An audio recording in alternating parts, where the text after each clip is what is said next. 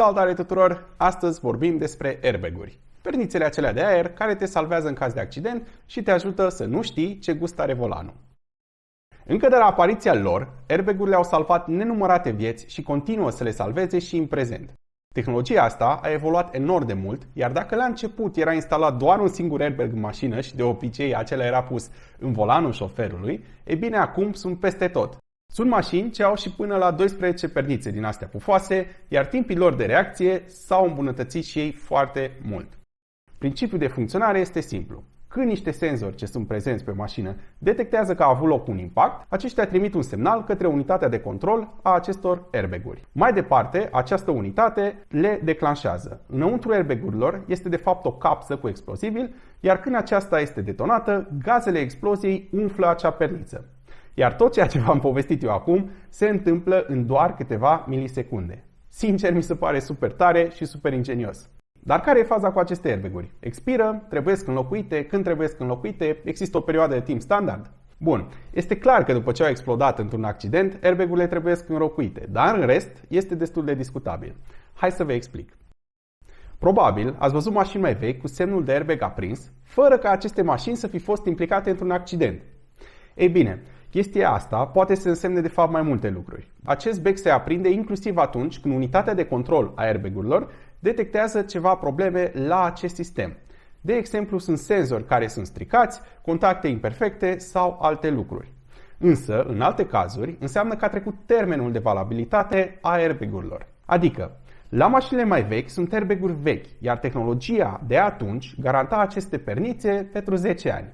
Mai apoi, pe măsură ce tehnologia a mai evoluat, această perioadă a devenit 15 ani. Tocmai de aceea, la unele mașini care au acum peste 10 ani sau peste 15 ani, se aprinde acel martor în bord. Iar dacă citești eroarea, o să vezi că acel cod de eroare exact asta zice, că a trecut perioada în care producătorul garanta că aceste airbag-uri vor funcționa corect în cazul unui accident. În prezent, acest lucru nu se mai aplică la mașinile noi, deoarece tehnologia a evoluat suficient de mult încât aceste airbag-uri sunt garantate pe viață, ca să zic așa. Adică au o perioadă de valabilitate atât de mare încât sigur nu o să mai existe mașina până când trece perioada respectivă. Bun, însă acum să revenim la mașinile vechi și ce facem cu ele? Ce facem dacă au expirat aceste airbag-uri?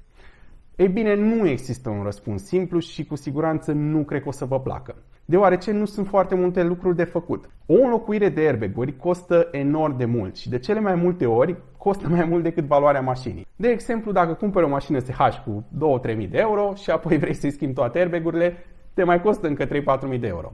E clar că nu prea se merită această investiție. Așa că nu poți decât să mergi la un prieten ce are o interfață auto dedicată acelei mărci și îl rogi să-ți reseteze intervalul de valabilitate. Iar apoi, în caz de accident, să te rogi că acele airbag-uri vor funcționa.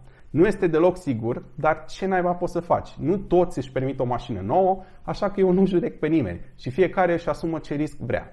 Oricum, un singur lucru vreau să vă mai zic și anume, nu circulați cu acel semn de airbag aprins, deoarece există riscul ca ele să nu se declanșeze deloc în caz de accident.